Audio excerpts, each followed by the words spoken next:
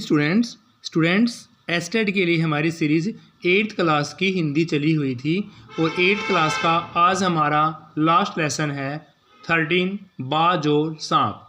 बाज और सांप निर्मल वर्मा के द्वारा लिखा गया और यह एक पाठ है।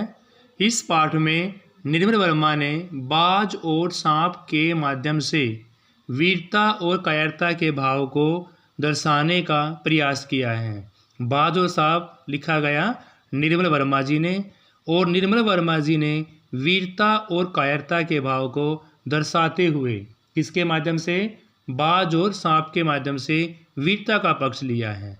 वीरों को सदा ही याद किया जाता है और कायरों को कोई नहीं पूछता। इस बात को दर्शाने के लिए निर्मल वर्मा जी ने बाज और सांप का सहारा लिया कि वीरता और कायरता में किस प्रकार से हम भेदभाव दिखा सकते हैं।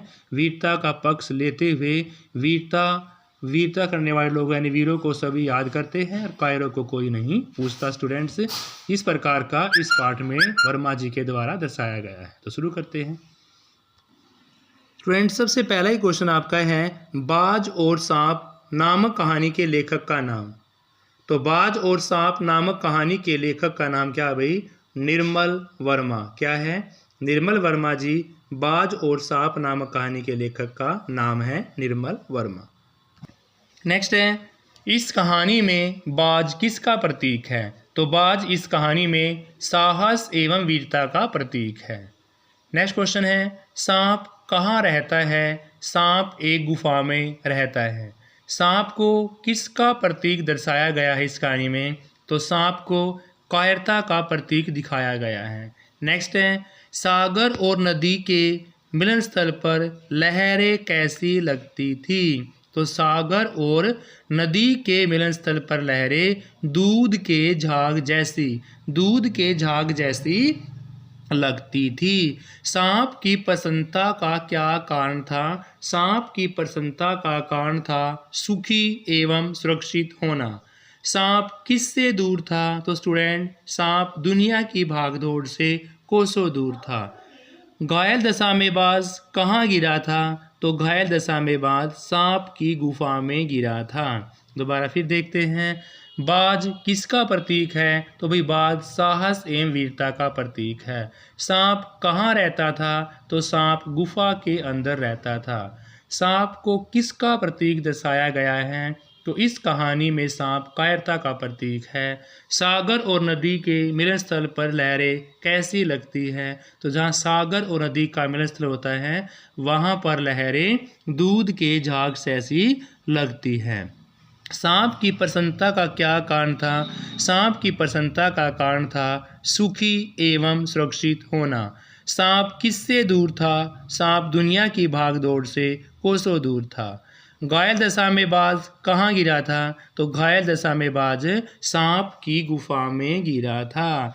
बाज अपने जीवन के अंतिम समय में भी खुश क्यों दिखाई दे रहा था? तो स्टूडेंट्स, दूर दूर तक उड़ाने भरने के कारण बाज अपने अंतिम समय में, जीवन के अंतिम समय में भी बाज खुशी दिखाई दे रहा था क्योंकि उसने दूर दूर तक उड़ाने भरी थी। नेक्स्ट है, बाज ने सांप को दुर्भाग्यशाली क्यों कहा था? तो स्टूडेंट्स, बाज ने सांप को दुर्भाग्यशाली कहा आकाश में उड़ने का आनंद न लेने के कारण। आकाश में उड़ने का आनंद न लेने के कारण बाज ने सांप को दुर्भाग्यशाली कहा। शरीर मिट्टी है, मिट्टी में मिल जाएगा। ये शब्द किसने कहे भाई? तो शरीर मिट्टी है, मिट्टी में मिल जाएंगे। ये शब्द सांप के द्वारा कहे गए। स्टूडेंट्स, नेक्स्ट है, सांप के मन में आकाश को देखने की इच्छा कैसे उत्पन्न हुई? बाज की आकाश में उड़ने की तेज इच्छा को देखकर सांप के मन में भी आकाश को देखने की इच्छा उत्पन्न हुई। जब बाज की आकाश में उड़ने की प्रबल इच्छा थी तो उनकी इच्छा को देखकर सांप के मन में भी आकाश में उड़ने की इच्छा पैदा हुई। मरते समय बाज व्याकुल क्यों था? क्योंकि उड़ने की इच्छा के कारण। मरते समय बाज व्याकुल था क्योंकि वो उड़ नहीं सका। उड़ने की इच्छा के कारण ही बाज व्याकुल था। बाज नदी में क्यों गिर गया? क्योंकि उसके पंख कमज़ोर हो गए थे। बाज नदी में गिर गया क्योंकि उसके पंख कमज़ोर हो चुके थे। सांप द्वारा उड़ान भरने का क्या परिणाम निकला था? सांप द्वारा उड़ान भरने से वह चट्टानों पर जा गिरा। लहरों ने किसकी प्रशंसा के गीत गाए? तो लहरों ने बाज की प्रशंसा के गीत गाए स्टूडेंट्स। सांप की बेचैनी का क्या कारण था? तो सांप की बेचैनी का कारण था बाज की आकाश में उड़ने की तेज इच्छा, तीव्र इच्छा। दोबारा फिर देखो भाई, सांप के मन में आकाश को देखने की इच्छा कैसे उत्पन्न हुई थी? तो सांप के मन में आकाश को देखने की इच्छा बाज की आकाश में उड़ने की इच्छा के कारण पैदा हुई। मरते समय बाज व्याकुल क्यों था? क्योंकि उड़ने की इच्छा के कारण बाज व्याकुल था। बाज नदी में क्यों गिर गया था? क्योंकि बाज के पंख कमजोर हो चुके थे। सांप द्वारा उड़ान भरने का क्या परिणाम निकला था भाई? तो चट्टानों पर जा गिरा सांप उड़ान भरने से। लहरों ने किसकी प्रशंसा के गीत गाए थे? तो लहरों ने बाज की प्रशंसा के गीत गाए। सांप की बेचैनी का क्या कारण था?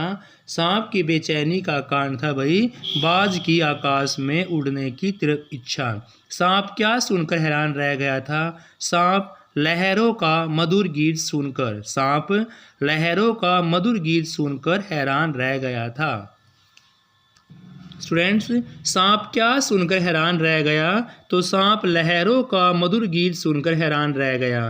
प्राणों को हथेली पर रखना मुहावरे का क्या अर्थ है? प्राणों को हथेली पर रखना मुहावरे का अर्थ है जीवन को खतरे में डालना। जीवन को खतरे में डालना प्राणों को हथेली पर रखने मुहावरे का अर्थ है। प्राणों की बाजी लगाना मुहावरे का क्या अर्थ है? तो प्राणों की बाजी लगाना मुहावरे का अर्थ है जीवन का बलिदान देना।